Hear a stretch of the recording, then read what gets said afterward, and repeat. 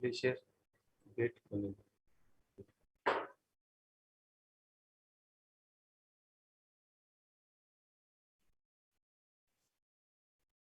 देखिए बेटा, हमने सिंपल हार्मोनिक मोशन कंप्लीट किया था। इसके बाद हमारा नेक्स्ट चैप्टर है सिंध के अंदर, तो ये साथ ही है, लेकिन केपी और पंजाब के अंदर ये चैप्टर अलग अलग दिए हुए। सिंपल हार्मोनिक मोशन का अलग चैप्टर है, जबकि वेव्स का अलग चैप्टर है। तो अब हम पढ़ेंगे वेव्स के बारे में। पहली बात ये कि वेव कहा किसको जाता है, वेव की डेफिनेशन क्या होती है, या वेव किसको कहा जाता है, उसको सीखना है। और उसके मुख्तलिफ जो उसके अंदर टर्म्स वगैरह दिए गए हैं, आपके पीएमसी के सिलेबस के अंदर जो टॉपिक्स दिए हुए हैं वो बिल्कुल उसी सीरीज में पढ़े हुए हैं। पंजाब बोर्ड के अंदर अगर आप पंजाब बोर्ड को पढ़ोगे, पंजाब की बुक को पढ़ोगे, तो आपको वो सारे टॉपिक्स, वो सारी चीज़ें इस चैप्टर की मिल जाएंगी जो पीएमसी के सिलेबस के अंदर मेंशन है। सिंध के अंदर कुछ ज़्यादा डिटेल्स दी गई है इस चैप्टर के अंदर एज कंपेयर टू पंजाब। तो अगर आप सिंध पढ़ेंगे तो वो आपके लिए ज़्यादा बेहतर रहेगा। तो सिंध और पंजाब को मिला के जब पढ़ोगे आप, तो आपके सब टॉपिक्स भी कवर हो जाएंगे और आपको एक्स्ट्रा जो इन्फॉर्मेशन है सिंध के अंदर दी गई है वो भी आपके माइंड में आ जाएगी। तो पहले हम स्टार्ट करते हैं कि वेव किसको कहा जाता है। ठीक है, देखिए बेटा, वेव जो हमने यहाँ पे पढ़नी है इस चैप्टर के अंदर, वो हमें पढ़नी है मैकेनिकल वेव। ठीक है, वेव्स की बहुत सारी किस्में हैं, उसको भी डिस्कस करना है, क्योंकि आपके सिलेबस के अंदर प्रोग्रेसिव वगैरह सब के बारे में कहा गया है, तो उनको अलग अलग डील करेंगे। लेकिन पहले आप ये समझ लें कि वेव कहा किसको जाता है। ठीक है, या सिंपली मैकेनिकल वेव किसको कहा जाता है। तो पहले हम उसको समझते हैं कि वेव क्या होती है या वेव किसको कहा जाता है।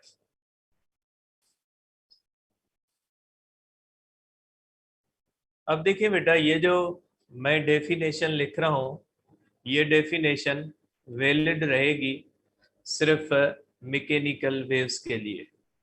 तो आप कहोगे कि जो है वो वेव जो होती है ये डिस्टरबेंस होती है, डिस्टरबेंस इन एनी मीडियम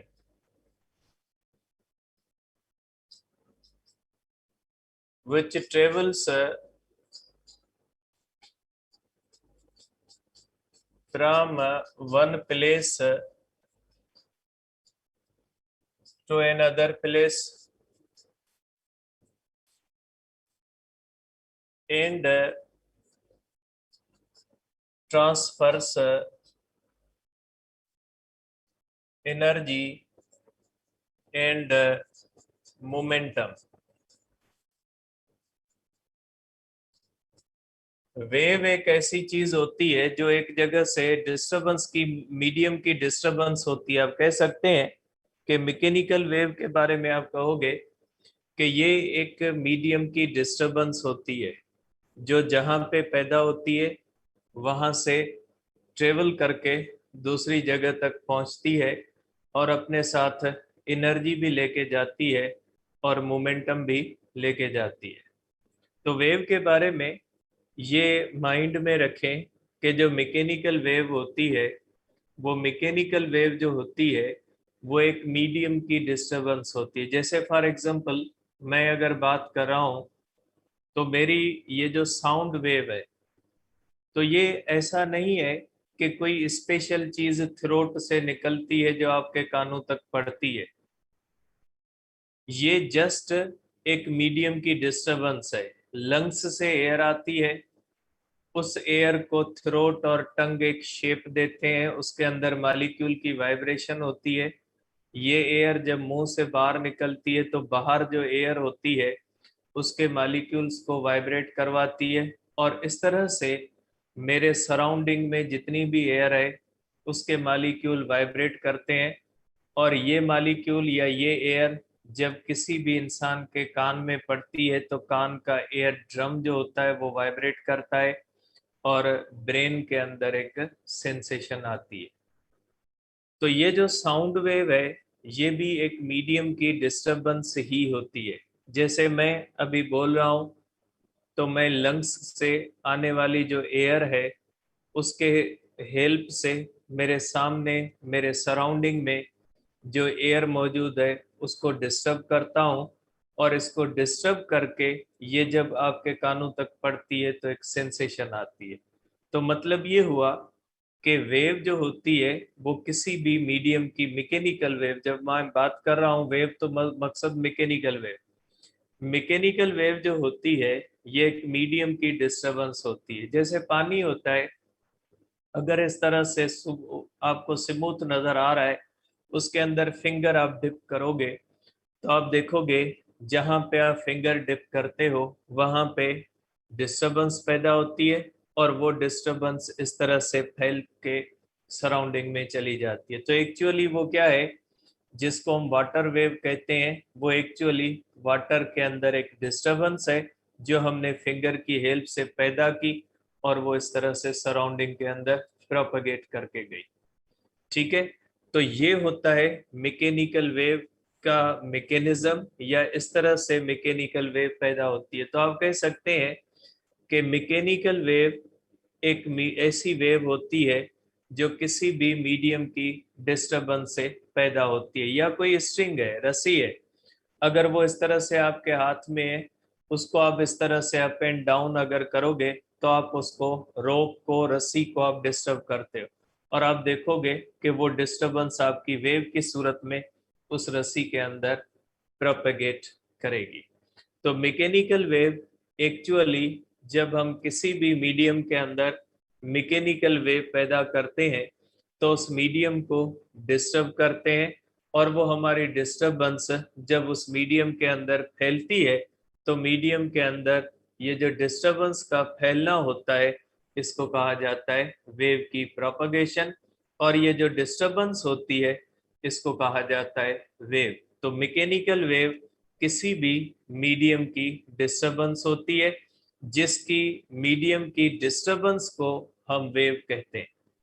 ठीक है, अब ये एक ऐसी डिस्टरबेंस होती है जो जहां पे पैदा होती है वहां से आगे फैलती है। जैसे आप पानी के अंदर देखते हैं, जब आप फिंगर डिप करोगे तो जहां पे डिस्टरबेंस पैदा होती है, ऐसा नहीं कि वहां पे पानी अप एंड डाउन करे बाकी सराउंडिंग वाला पानी खामोश, ऐसे नहीं होता। जहां पे हम फिंगर डिप करते हैं वहां पे मालिक्यूल डिस्टर्ब होते हैं, वो साइड वाले मालिक्यूल्स को डिस्टर्ब करते हैं, वो साइड वाले मालिक्यूल्स को डिस्टर्ब करते हैं, और इस तरह से ये डिस्टर्बेंस फैलती है। तो मीन्स ये एक मीडियम की ऐसी डिस्टर्बेंस है जो जहां पैदा होती है वहां से ट्रेवल करती है। तीसरी बात कि ये सिर्फ ट्रेवल नहीं करती, ये अपने साथ एनर्जी और मोमेंटम भी ले जाती है। अब देखें, फॉर एग्जाम्पल अगर पानी के अंदर मैं फिंगर डिप करता हूं तो मैं अपनी एनर्जी देता हूं, तो जाहिर सी बात है मेरी बॉडी की एनर्जी मेरे हाथ को अप एंड डाउन करने में इस्तेमाल होगी। इसका मतलब है मैंने अपनी एनर्जी हाथ के अंदर वाइब्रेशनल एनर्जी की सूरत में दी, और ये हाथ ने ये एनर्जी दी पानी के मालिक्यूल को वाइब्रेशनल एनर्जी में, और उन मालिक्यूल्स ने साइड वाले मालिक्यूल्स को दी, साइड वालों ने साइड वालों को दी, और इस तरह से ये एनर्जी भी प्रोपगेट होती है। ठीक है, अब ये एनर्जी कैसे प्रोपगेट होती है, ठीक है, इसको आगे भी डिस्कस करेंगे। तो ये बात ध्यान में रखिएगा कि जब किसी भी मीडियम के अंदर हम वेव पैदा करते हैं तो एक्सटर्नली उसको एनर्जी देते हैं। मैं एक सोर्स हूं, मैं एक्सटर्नली एनर्जी दे रहा हूं पानी को, मैंने पानी को एनर्जी दी, उस एनर्जी के नतीजे में पानी के अंदर डिस्टरबेंस पैदा हुई, वो डिस्टरबेंस मेरी एनर्जी को एक जगह से लेके दूसरी जगह तक जाके पहुंचा। फॉर एग्जाम्पल मैं बात कर रहा हूं, जब मैं बोल रहा हूं तो मैं अपनी एनर्जी लंग्स से आने वाली एयर के थ्रू बाहर वाली एयर को देता हूं, और ये मेरी एनर्जी इस एयर के थ्रू प्रोपगेट करते हुए सामने जो सुन रहे हैं उनके एयर ड्रम के ऊपर जाके पड़ती है, और एयर ड्रम वाइब्रेट करना शुरू कर देता है। एयर ड्रम की वाइब्रेशन बताती है कि साउंड वेव के अंदर एनर्जी है, क्योंकि बगैर एनर्जी के वो वाइब्रेट नहीं करता। ओशियन के अंदर देख ले, बड़ी बड़ी शिप्स होती है, स्मूथ पानी के अंदर खड़ी होती है, लेकिन जब ओशियन की वेव आती है तो उनको हिला के रख देती है। Up and down move, up and down move करवाने का मकसद है कि उस वेव के अंदर एनर्जी है, तभी वेव उस बड़ी शिप को अगेंस्ट ग्रेविटी ऊपर उठा लेती है। क्योंकि आपको पता है कि जिस चीज के अंदर एनर्जी होगी वो वर्क डन अगेंस्ट ग्रेविटी कर सकती है। तो बड़ी बड़ी शिप्स जो ओशियन के अंदर खड़ी होती है, जैसे ही आती है ओशियन वेव्स आती है, उनको ऊपर उठा लेती है। ऊपर उठाने का मकसद होता है कि उनके अंदर एनर्जी है और वो वर्क डन अगेंस्ट ग्रेविटी कर सकते हैं।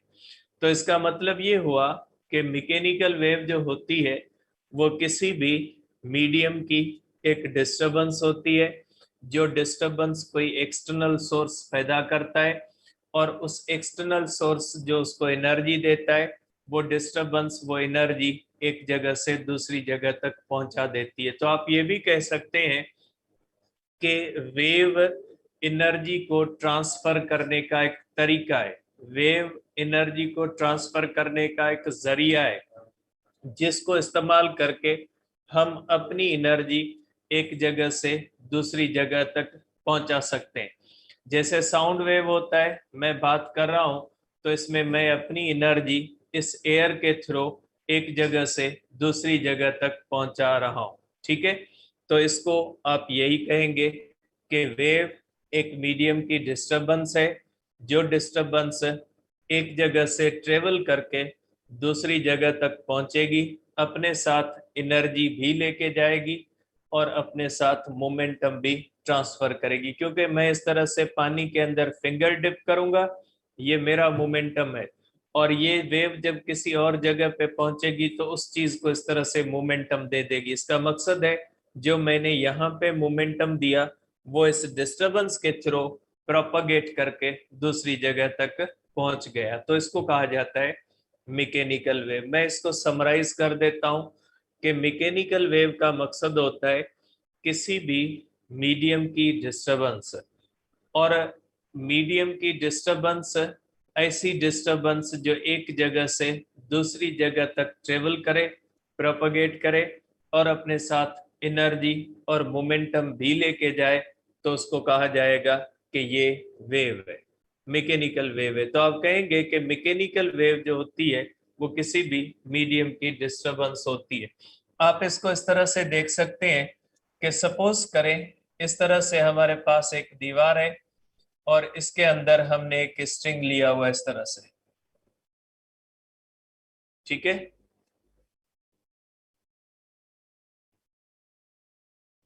अब अगर इस तरह से स्ट्रिंग हम लेंगे और इस स्ट्रिंग को अगर अप एंड डाउन इस तरह से मूव करवाएंगे, तो इस स्ट्रिंग के अंदर क्या हो जाएगा, इस स्ट्रिंग के अंदर इस तरह से एक डिस्टरबेंस पैदा होगी। देखें, ये स्ट्रिंग को हमने यहाँ पे डिस्टर्ब किया, यहाँ पे एक्सटर्नल सोर्स देते हैं, यहां से हमने एक्सटर्नल सोर्स दिया, एक्सटर्नल सोर्स ने हाथ, आप अपना हाथ समझ लें, हाथ से हमने अप एंड डाउन वाइब्रेट करवाया और इसके नतीजे में ये रोप जो है इसके अंदर वेव पैदा हुई और ये इस तरह से प्रोपगेट करना शुरू हो गई। एक्सटर्नल सोर्स जो होता है वो क्या करता है, ये प्रोवाइड करता है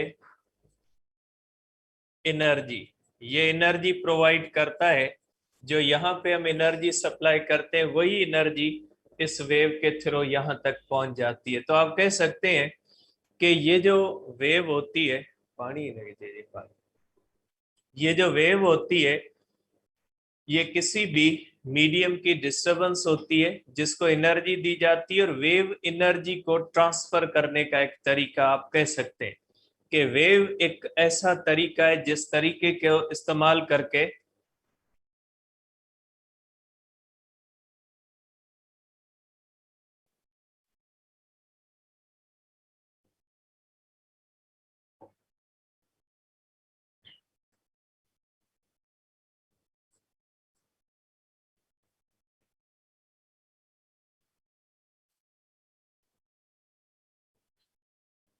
तो आप कह सकते हैं कि वेव एक ऐसा तरीका है जिस तरीके में हम किसी भी मीडियम का सहारा लेके अपनी एनर्जी एक जगह से दूसरी जगह तक पहुंचाते हैं। तो ये एनर्जी को ट्रांसफर करने का एक तरीका है। जिस तरह से जो सनलाइट होती है या हीट एनर्जी जो होती है वो तीन तरीकों से ट्रांसफर होती है, कंडक्शन, कन्वेक्शन एंड रेडिएशन।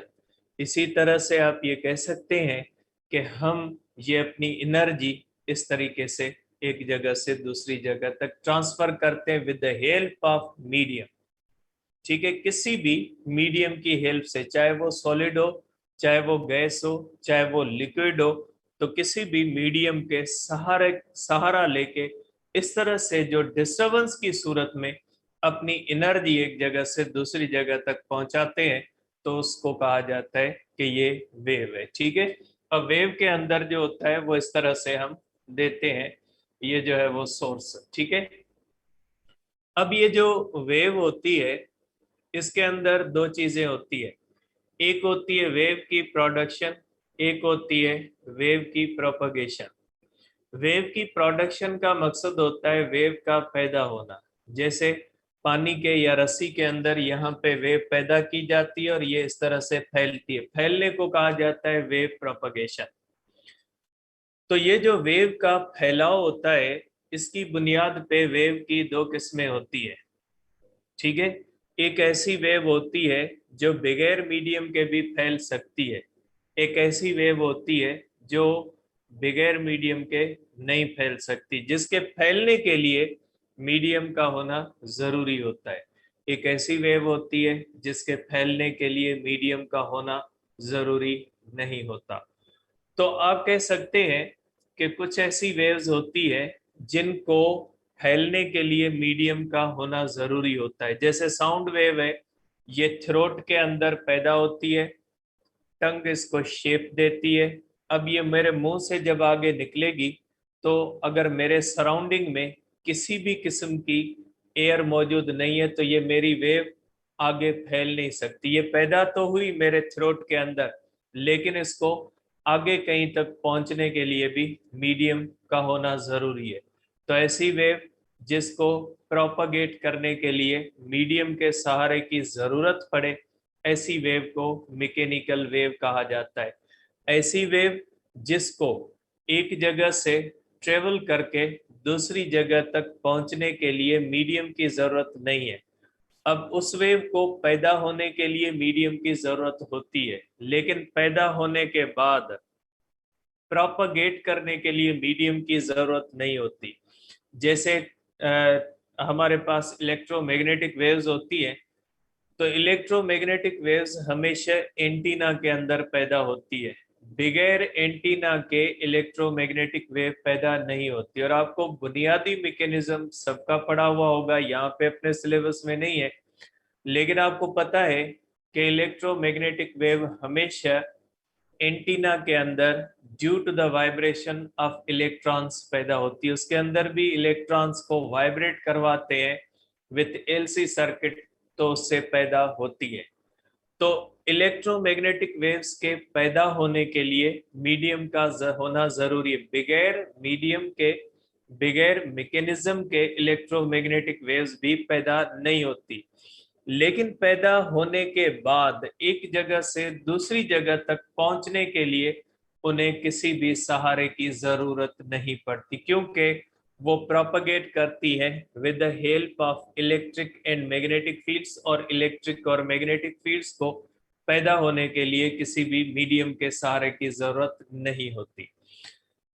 तो आप कह सकते हैं कि वेव के फैलाव की बुनियाद पे, on the basis of wave propagation, waves की दो किस्में। ठीक है, आप कह सकते हैं types of waves, types of waves on the basis of wave, on the basis of propagation कर लें, on the basis of propagation. ठीक है, एक टाइप होता है हमारे पास mechanical wave, mechanical wave require material medium, material medium की जरूरत होती है इनको। दूसरी होती है इलेक्ट्रोमैग्नेटिक वेव्स, ठीक है, do not require material medium।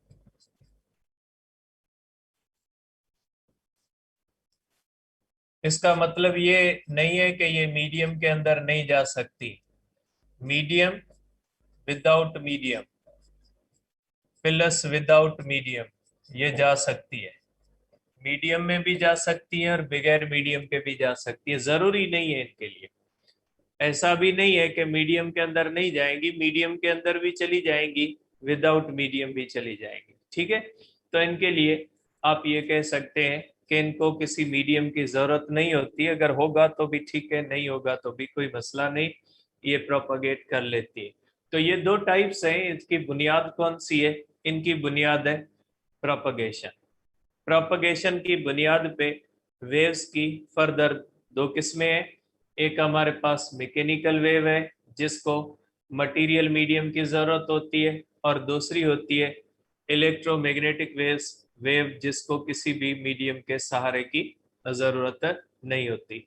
Mechanical wave का जो बेहतरीन एग्जांपल है वो साउंड वेव है, वाटर वेव्स होती हैं या वेव्स इन स्ट्रेच स्ट्रिंग होती है, ये सब की सब वेव्स जो होती है ये मैकेनिकल वेव्स की कैटेगरीज के अंदर आती है। और इलेक्ट्रोमैग्नेटिक वेव्स के अंदर ये कम्युनिकेशन, मोबाइल कम्युनिकेशन है, रेडियो कम्युनिकेशन है, ये सैटेलाइट कम्युनिकेशन है, इसके अंदर सारी वेव्स इलेक्ट्रोमैग्नेटिक इस्तेमाल होती है। लाइट है, ये भी इलेक्ट्रोमैग्नेटिक वेव की कैटेगरी के अंदर आती है। तो इलेक्ट्रोमैग्नेटिक स्पेक्ट्रम के अंदर जो वेव्स आती है वो सब की सब जो आती है वो इलेक्ट्रोमैग्नेटिक वेव्स हैं, ठीक है। इंफ्रारेड से लेकर विजिबल से लेकर ultra violet, X-rays, gamma ray, सब के सब इलेक्ट्रोमैग्नेटिक वेव कैटेगरी के अंदर आती है। अब आगे जो हमने पढ़ना है, आगे हमने मैकेनिकल वेव ही पढ़ना है। आगे इस चैप्टर के अंदर जो हमने पढ़ना है वो मैकेनिकल वेव पढ़ना है। अब मैकेनिकल वेव की बेसिक्स हमने डिस्कस की कि मैकेनिकल वेव का मकसद होता है, ठीक है, मैकेनिकल वेव का मकसद ये होता है कि ऐसी वेव जो किसी भी मीडियम के अंदर डिस्टरबेंस की सूरत में पैदा हो और वो उस मीडियम में डिस्टरबेंस की सूरत में फैले भी और अपने साथ एनर्जी और मोमेंटम भी ले जाए, तो ऐसी वेव को मैकेनिकल वेव कहा जाता है, ठीक है। ये हमने डिस्कस किया था। अब हम डिस्कस करते हैं कि मैकेनिकल वेव्स जब किसी भी मीडियम के अंदर से गुजरती है तो उस मीडियम का और मैकेनिकल वेव का आपस में क्या ताल्लुक बनता है, ठीक है। अब हम ये पहले ये तय करते हैं कि जब कोई भी मैकेनिकल वेव किसी भी मीडियम से गुजरती है तो उस मीडियम के अंदर, ठीक है, उस मीडियम के अंदर उस मीडियम के पार्टिकल्स के दरमियान और उस वेव के दरमियान क्या रिलेशन होता है। जैसे हमने देखें इसी चैप्टर के अंदर सिंपल हार्मोनिक मोशन पढ़ा है, तो हम ये भी देखेंगे कि हमने सिंपल हार्मोनिक मोशन वेव्स के साथ क्यों पढ़ा है। सिंपल हार्मोनिक मोशन या वाइब्रेटरी मोशन का क्या ताल्लुक है वेव के साथ, क्योंकि हमने सिंध के अंदर आपने देखा है कि ये एक ही चैप्टर है, पंजाब के अंदर भी पहले सिंपल हार्मोनिक मोशन दिया गया, उसके बाद वेव्स दिए। तो सिंपल हार्मोनिक मोशन या वाइब्रेटरी मोशन को क्यों जोड़ा जाता है मैकेनिकल वेव के साथ? तो ये होता है कि जब कोई भी वेव इस तरह से, सपोज करें ये हमारे पास इस तरह से, सपोज करें ये हमारे पास इस तरह से एक रस्सी है, ठीक है। अब ये रस्सी के आप समझ लें कि ये रस्सी के मालिक्यूल्स हैं, इस तरह से ये रस्सी के मालिक्यूल्स हैं या एटम्स आप कह लें। अब देखिए सपोज करें इसको, रस्सी को अप एंड डाउन करेंगे तो रस्सी के अंदर इस तरह से वेव पैदा होगी, इस तरह से वेव पैदा होगी, तो इसका मतलब है कि इसके पार्टिकल अप एंड डाउन इस तरह से मूव करेंगे। ठीक है, ये पार्टिकल इस तरह से वाइब्रेट करेंगे। तो इसका मतलब ये हुआ कि जब ये वेव किसी भी मीडियम से गुजरती है तो उस मीडियम के पार्टिकल वाइब्रेटरी मोशन के अंदर आ जाते हैं, और जो चीज वाइब्रेटरी मोशन के अंदर होती है उसका नेट डिस्प्लेसमेंट जीरो होता है। इसका मतलब है वो चीज अपनी जगह छोड़ के नहीं जाती। ऐसा नहीं है कि वाइब्रेटरी मोशन की बहुत बड़ी प्रॉपर्टी होती है कि वाइब्रेटरी मोशन के अंदर नेट डिस्प्लेसमेंट नहीं होता, बॉडी अपनी जगह छोड़ के नहीं जाती, उधर ही वाइब्रेट करती रहती है, इधर उधर होती रहती है। ट्रांसलेटरी मोशन के अंदर बॉडी अपनी पोजीशन छोड़ सकती है, वो अपनी पोजीशन से दूर जा सकती है, इसके अंदर नहीं जा सकती, ध्यान में रखिएगा। ठीक है, तो ये बात देखें, जब मैकेनिकल वेव किसी भी मीडियम से गुजरती है तो उस मीडियम के पार्टिकल वाइब्रेटरी मोशन के अंदर आ जाते हैं। इसलिए हम वाइब्रेटरी मोशन या सिंपल हार्मोनिक मोशन को जोड़ते हैं। किसके साथ जोड़ते हैं? वेव्स के साथ जोड़ते हैं, क्योंकि वेव तो एक डिस्टरबेंस है, वेव खुद कुछ नहीं है, वेव एक डिस्टरबेंस है। उस डिस्टरबेंस का नतीजा क्या होता है कि जब वो किसी भी मीडियम के अंदर डिस्टरबेंस पैदा होती है तो उस मीडियम के पार्टिकल वाइब्रेट करना शुरू कर देते हैं। इसीलिए हम यहाँ पे वेव, मैकेनिकल वेव का जब भी कहीं पे जिक्र आएगा तो जाहिर सी बात है मैकेनिकल वेव किसी मीडियम से गुजरेगी, और जब मीडियम से गुजरेगी तो उस मीडियम के पार्टिकल्स की मोशन क्या हो जाएगी? वाइब्रेटरी मोशन हो जाएगी। ठीक है, तो ये रिलेशन बनता है। ठीक है, मैं लिख लेता हूं इसको कि when mechanical wave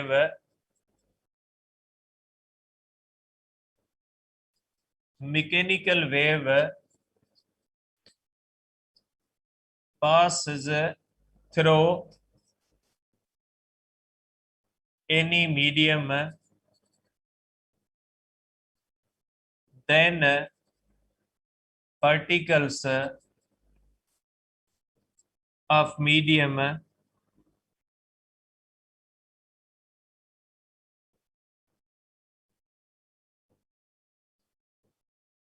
vibratory motion. अब इसको कभी कभी सिंपल हार्मोनिक मोशन कहा जाता है, क्योंकि हम आइडियल कंडीशन लेते हैं कि अगर मीडियम के अंदर रेजिस्टेंस नहीं है तो उनकी मोशन क्या हो जाएगी? उनकी मोशन सिंपल हार। और आपको पता है कि हम हमेशा आइडियल कंडीशन लेते हैं कि अगर ये मेरी साउंड है, ये एयर में जा रही है, तो हम ये कंसीडर करते हैं कि एयर के अंदर रेजिस्टेंस नहीं है। अगर एयर के अंदर रेजिस्टेंस नहीं है तो मेरी वेव जब इस मीडियम से गुजरेगी तो इसके पार्टिकल सिंपल हार्मोनिक मोशन के अंदर आ जाएंगे। वैसे नॉर्मली नहीं होंगे क्योंकि रेजिस्टेंस होती है, लेकिन हम आइडियल कंडीशन कंसीडर करते हैं, इसलिए कहा जा सकता है कि सिंपल हार्मोनिक मोशन के अंदर होते हैं। ठीक है, तो ये होता है relation between medium, particles of the medium and mechanical wave. ठीक है, अब इसकी बुनियाद के ऊपर फर्दर वेव्स जो होती है, फर्दर इसकी दो किस्में हैं, और वो किसकी बुनियाद पे है? Relation between wave propagation and vibration of the medium. Medium की वाइब्रेशन और वेव के दरमियान जो रिलेशन होता है उसकी बुनियाद पे फर्दर दो किस्में होती हैं वेव्स की। ठीक है, तो आप लिखेंगे types of mechanical wave on the basis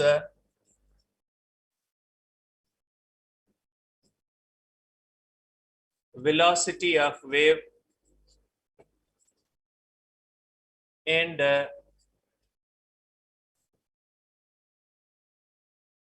velocity of the particle कर दें।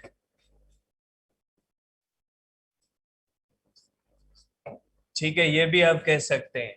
ठीक है, इस सेंस में भी आप कह सकते हैं। देखें, अब पहला होता है ट्रांसवर्स वेव, ये नेचर है बेटा,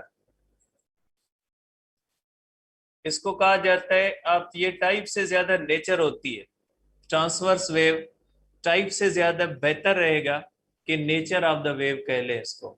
ठीक है, टाइप्स तो हो गए इलेक्ट्रोमैग्नेटिक, और ये इसको वैसे जनरली टाइप्स बोलते हैं तो मैंने लिख लिया है।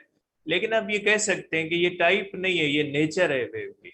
ये इलेक्ट्रोमैग्नेटिक भी हो सकती है, मैकेनिकल भी हो सकती है, कोई भी वेव हो सकती है। जरूरी नहीं है कि ट्रांसवर्स वेव जो हो वो मैकेनिकल ही हो, मैकेनिकल ट्रांसवर्स भी होती है, और इलेक्ट्रोमैग्नेटिक की तो नेचर ही ट्रांसवर्स वेव होती है। इलेक्ट्रोमैग्नेटिक वेव की नेचर ट्रांसवर्स नेचर होती है। ठीक है, तो ये ट्रांसवर्स वेव आप कह सकते हैं। पहले मैं डेफिनेशन लिखता हूं, या पहले इसको समझते हैं उसके बाद लिखते हैं। देखिए बेटा, सपोज करें वही रस्सी वाला मैं एग्जांपल लेता हूं। अब इसके अंदर एक होती है वेव वेलोसिटी और दूसरी होती है पार्टिकल वेलोसिटी। ध्यान में रखिएगा, वेव वेलोसिटी किसको कहा जाता है, पार्टिकल वेलोसिटी किसको कहा जाता है। वेव वेलोसिटी का मकसद है वेव की फैलने की रफ्तार। फॉर एग्जाम्पल मैं बात कर रहा हूं, आपको पता है अगर यहाँ पे 0 डिग्री सेल्सियस टेम्परेचर हो, फॉर एग्जाम्पल अभी राउंड अबाउट 30-35 के बराबर है। अब अगर ये टेम्परेचर 30-35 के है तो इसकी स्पीड ऑफ द साउंड मेरे ख्याल में 340-345 के करीब होगी। सपोज करें 345 मीटर पर सेकंड है। तो जब मैं बात करूंगा तो इसका मतलब है मेरी आवाज 1 सेकंड में कहां तक पहुंच जाएगी, 345 मीटर दूर पहुंच जाएगी। तो इसका मतलब ये भी है कि मेरे साउंड की जो वेव है वो 1 सेकंड में अपनी डिस्टरबेंस को कितने मीटर फैला देती है, 345 मीटर फैला देती है। ठीक है, या आप ये भी कह सकते हैं कि 345 मीटर पर सेकंड से ये डिस्टरबेंस फैली है। तो इस डिस्टरबेंस के फैलने की जो स्पीड होती है उसको वेव वेलोसिटी कहा जाता है।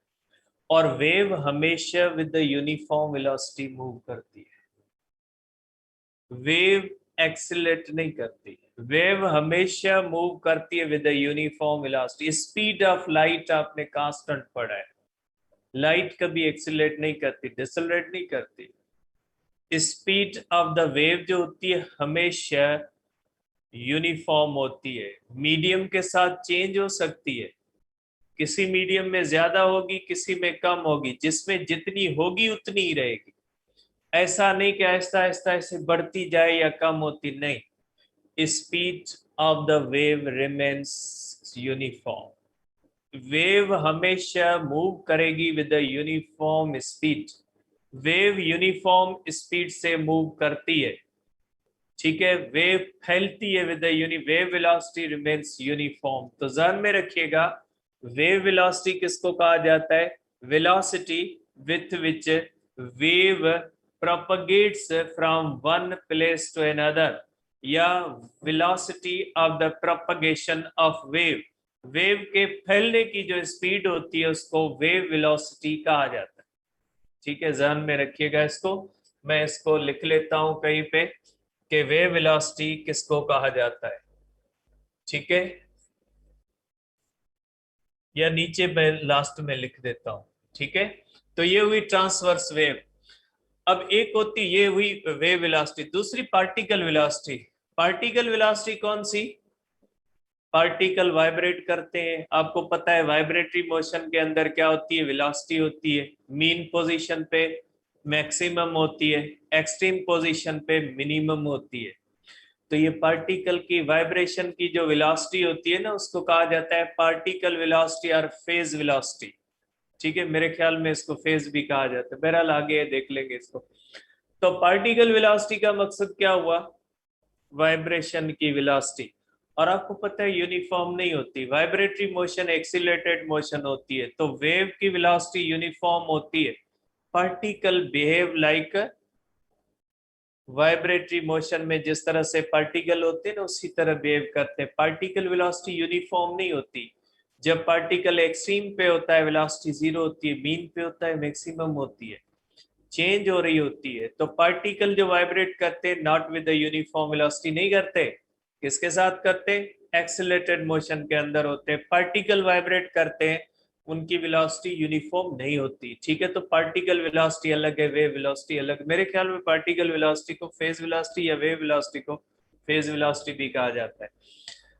अब देखें, ये आ गए आपके पास, ये पार्टिकल्स आ गए इस रस्सी के। अब रस्सी के अंदर है या वाटर है, सपोज करें वाटर का भी मैं एग्जांपल ले लेता हूं।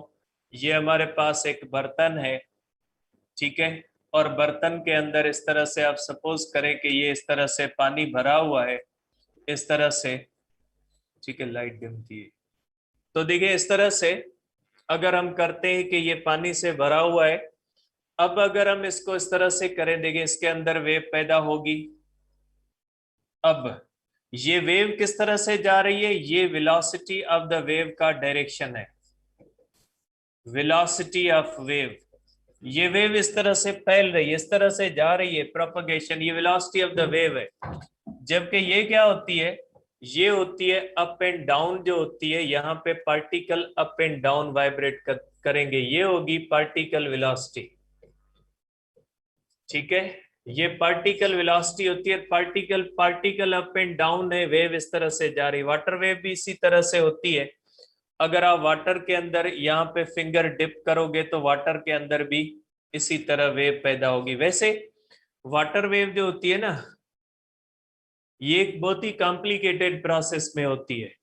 वाटर वेव ट्रांसवर्स वेव और लॉन्गिट्यूडनल वेव्स की कॉम्बिनेशन से होती है, ठीक है। बहरहाल अपीयरेंस उसकी जो होती है वो लाइक अ ट्रांसवर्स वेव होती है, इसलिए आप इसको क्या समझोगे, आप इसको ट्रांसवर्स वेव कहोगे। लेकिन जो पार्टिकल होता है वाटर वेव के अंदर, जो वाटर का पार्टिकल होता है सर्कुलर मोशन के अंदर होता है, इस तरह से होता है।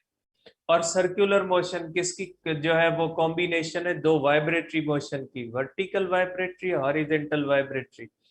पार्टिकल जो होता है उसके अंदर दोनों वाइब्रेटरी मोशंस होती है इन केस ऑफ लिक्विड, हर किसी में नहीं होता।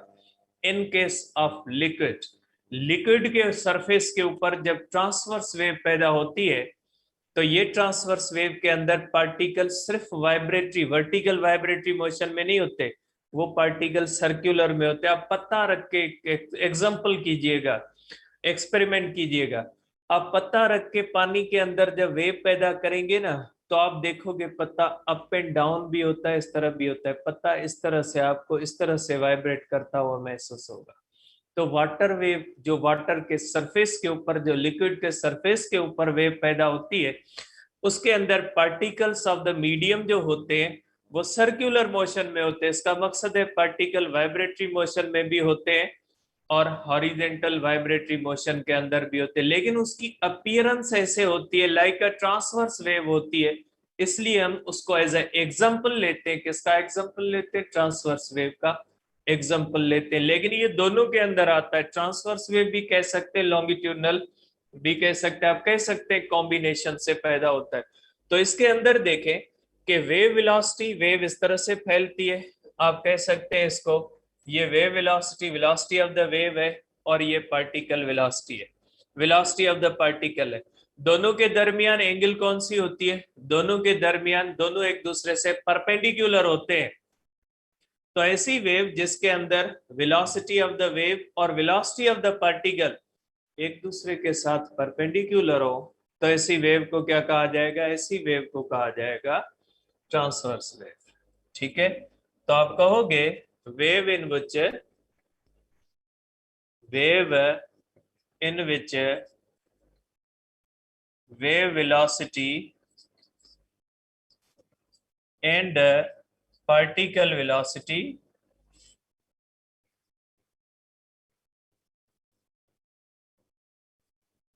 are perpendicular to each other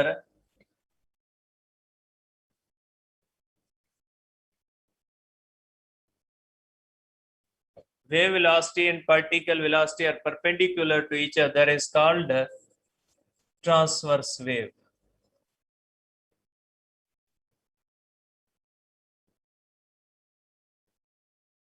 इसको कहा जाता है ट्रांसवर्स वेव।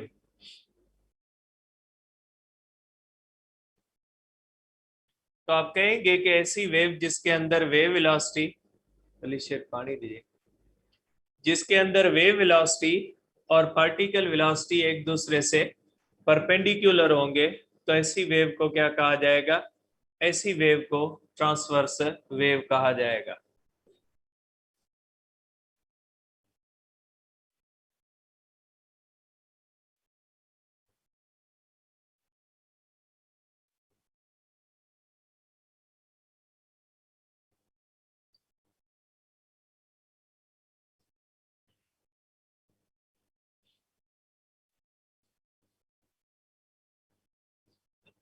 ठीक है बेटा, अब इसके एग्जाम्पल्स होते हैं, इसके एग्जाम्पल्स आप ले सकते हैं।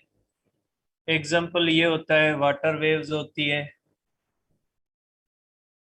और दूसरी होती है हमारे पास waves in stretched string. Waves in stretched string, रस्सी के अंदर इसको स्ट्रेच डिस्टिंग कहा जाता है। स्ट्रिंग के अंदर जो ये वेव्स होती हैं, ये स्ट्रेच डिस्टिंग के अंदर जो वेव्स होती हैं ये भी ट्रांसवर्स वेव्स होती है। अब एक बहुत ही इंपॉर्टेंट बात है कि ट्रांसवर्स वेव्स जो होती है मैकेनिकल, हम सिर्फ कंसीडर कर रहे हैं मैकेनिकल वेव्स को, कि मैकेनिकल ट्रांसवर्स वेव्स हर मीडियम के अंदर पैदा नहीं होती। ट्रांसवर्स वेव्स के पैदा होने के लिए किसी भी मीडियम के अंदर दो चीजों का होना जरूरी है, एक इनर्शियल प्रॉपर्टी और दूसरी होती है इलास्टिक प्रॉपर्टी। इलास्टिक प्रॉपर्टी का मकसद क्या होता है? इलास्टिक प्रॉपर्टी का मकसद है जिसके अंदर इलास्टिसिटी हो। आपको पता है इलास्टिसिटी क्या होती है, यहाँ पे डिस्कस नहीं करते हैं। इनर्शियल प्रॉपर्टी का क्या मतलब होता है? इनर्शियल प्रॉपर्टी का आप सिंपल मकसद ये ले लें कि जिसके अंदर इनर्शिया की तरह प्रॉपर्टी हो कि जिसके पार्टिकल रैंडम मोशन में ना हो। लिक्विड के रैंडम मोशन में होते हैं, गैसेस के रैंडम मोशन में होते हैं, सिर्फ सॉलिड के अंदर ये प्रॉपर्टी होती है कि सॉलिड का पार्टिकल जो होता है वो अपनी जगह नहीं छोड़ सकता, क्योंकि इंटरमॉलिक्यूलर फोर्सेस उसको अपनी जगह छोड़ने नहीं देंगे, इधर उधर होगा वापस ले आएंगे उसको। मींस ऐसा पार्टिकल जो अपनी जगह नहीं छोड़ सकता, लाइक अ सॉलिड, उसको आप इनर्शियल प्रॉपर्टी कह सकते हैं, जिसका ताल्लुक डेंसिटी के साथ होता है। डेंसिटी होगी तो उसके अंदर, ज्यादा डेंसिटी होगी तो उसके अंदर ये प्रॉपर्टी होगी, जिसका ताल्लुक डेंसिटी के साथ जोड़ा जाता है। तो इसका मतलब है कि कोई भी ऐसा मीडियम जो इलास्टिक हो या जिसके अंदर इनर्शियल प्रॉपर्टी, सिंपली आप ये कह ले कि जिस मीडियम के पार्टिकल रैंडम मोशन में ना आ सके उसको आप कह ले इनर्शियल प्रॉपर्टी। और सॉलिड के पार्टिकल रैंडम मोशन में नहीं होते, अपनी जगह पे वाइब्रेट कर सकते हैं लेकिन अपनी जगह से इधर उधर नहीं जा सकते। लेकिन एयर के, गैसेस के, लिक्विड के तो जाते हैं। बेरोनियन मोशन आपने मैट्रिक के अंदर पढ़ी है, ठीक है। तो ट्रांसवर्स वेव किस मीडियम के अंदर पैदा होगी? नोट करेंगे आप इस चीज को, बहुत ही इंपॉर्टेंट चीज है कि transverse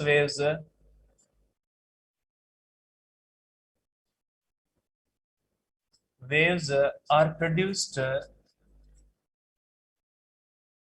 in a medium which is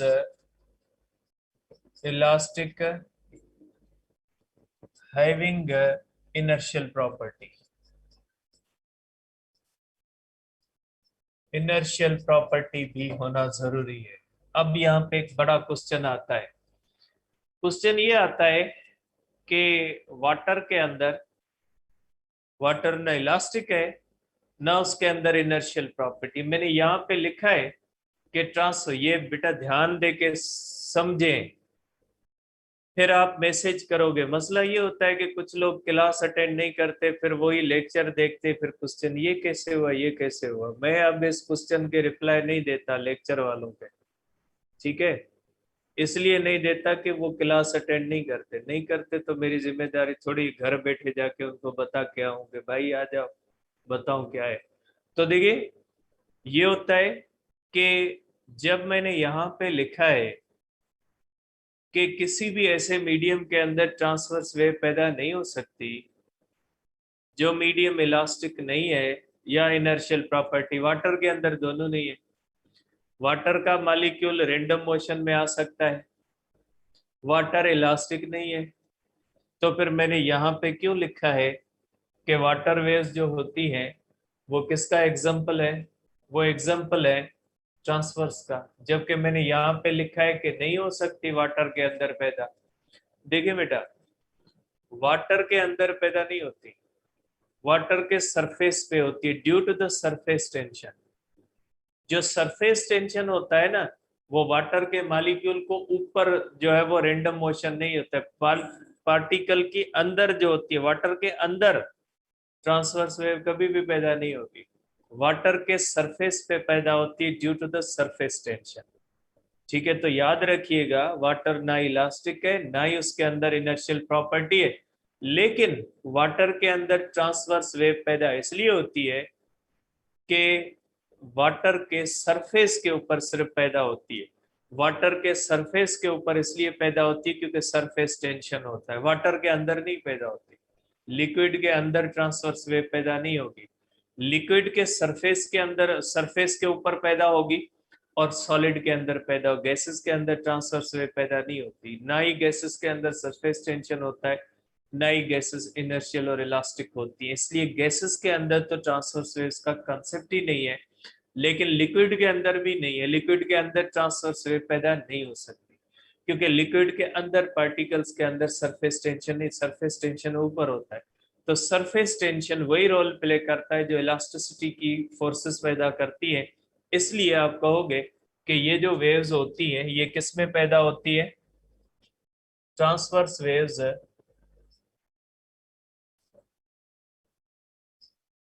waves are produced in solids and on surface of liquid due to surface tension। ठीक है, सरफेस टेंशन की वजह से पैदा होती है। Transverse waves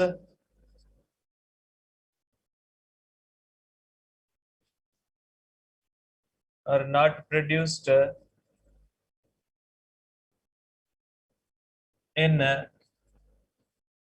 gases or inside liquid। Inside liquid भी पैदा नहीं होती और सरफेस ऑफ लिक्विड पे पैदा होती है due to the surface tension. अब ये जो वेव्स होती है इनके अंदर एक होता है क्रेस्ट। ठीक है, अब ये वेव्स जब किसी भी मीडियम के अंदर पैदा होती हैं तो इनके अंदर क्रेस्ट और ट्रफ होते हैं। अब ये क्रेस्ट और ट्रफ क्या होते हैं? क्रेस्ट और ट्रफ होते हैं इसके अंदर। अब ये क्रेस्ट और ट्रफ क्या होते हैं ये आपको पता है? क्रेस्ट किसको कहा जाता है? ये इस तरह से होती है, ये क्रेस्ट है और ये ट्रफ होता है। ठीक है, आप इसको कहोगे कि ये क्रेस्ट है। देखिए ये मीन पोजीशन है, ये आप कह ले पार्टिकल की मीन पोजीशन है। जब आप वाटर के इस तरह से डिस्टर्ब करोगे तो कुछ पार्टिकल ऊपर की तरफ चले जाएंगे, इसको कहा जाएगा एक्सट्रीम पोजीशन ऊपर वाली, और इसको कहा जाएगा एक्सट्रीम पोजीशन नीचे वाली। ये वाटर मॉलिक्यूल इस तरह से आएंगे। ठीक है, ये क्रेस्ट होगा और ये क्या हो जाएगा? ये होगा ट्रफ। ये ट्रफ है और ये क्रेस्ट है। ठीक है, और ये होता है इसका एम्पलीट्यूड। ये जो होता है इसको आप कहोगे कि ये एम्पलीट्यूड है। पार्टिकल्स कितना अप एंड डाउन वाइब्रेट करते हैं उसको कहा जाएगा amplitude. Height, height of the pulse, height of pulse. Pulse किसको कहा जाता है? पल्स होती है सिंगल आइसोलेटेड डिस्टरबेंस। अकेला क्रेस्ट या अकेला ट्रफ जो होता है उसको कहा जाता है पल्स। अकेला आधी वेव, आधी वेव जो होती है अकेला क्रेस्ट और अकेला ट्रफ, और एक क्रेस्ट और एक ट्रफ मिलके क्या बनाते हैं? एक वेव बनाते हैं। और क्रेस्ट और ट्रफ की जो लंबाई होती है वो वेव लेंथ के, वो वेव लेंथ कहलाती। कितने लंबे हैं, कितने एरिया पे फैले हुए, एक क्रेस्ट और एक ट्रफ जितने एरिया के ऊपर फैले होंगे वो वेव लेंथ कहलाती है। ठीक है, ये होते हैं पार्टिकल्स। इस तरह से वाइब्रेट करते हैं between mean position and extreme position. वही रूल इस्तेमाल होंगे जो सिंपल हार्मोनिक मोशन के होंगे। पार्टिकल वेलोसिटी यूनिफॉर्म और फ्री एक्सीलरेटेड होती है और वेव वेलोसिटी यूनिफॉर्म होती है। मैं यहाँ पे लिख देता हूं,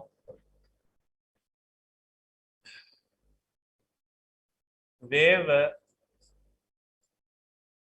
velocity. Wave velocity means velocity with which wave propagates, ठीक है, और ये ऑलवेज यूनिफॉर्म होती है। कम हो सकती है, ज्यादा हो सकती है। और दूसरी होती है particle velocity. Particle velocity, velocity of vibration of particles when wave passes through medium, ठीक है, और ये नॉट यूनिफॉर्म है। इसके रूल्स आपको पता है, सिंपल हार्मोनिक मोशन वाले रूल्स होते हैं, ठीक है। तो ये होती है हमारे पास क्रेस्ट और ट्रफ। ये जो होता है इसका एम्पलीट्यूड कहलाता है हाइट, ठीक है। और ये जो होती है इसको आप कह सकते हैं कि ये वेव लेंथ होती है, ठीक है।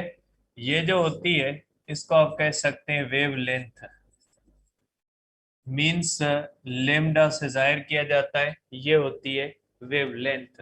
तो हमने सिर्फ एक आज डिस्कस किया है transverse wave. Transverse nature of the wave होती है जिसके अंदर वेव वेलोसिटी और पार्टिकल वेलोसिटी एक दूसरे से परपेंडिकुलर होते हैं। ये किसकी बुनियाद पे हम किस्म कर रहे हैं, टाइप्स कर रहे हैं? ये कर रहे हैं on the wave velocity particle velocity की बुनियाद पे। कल डिस्कस करेंगे, चलो।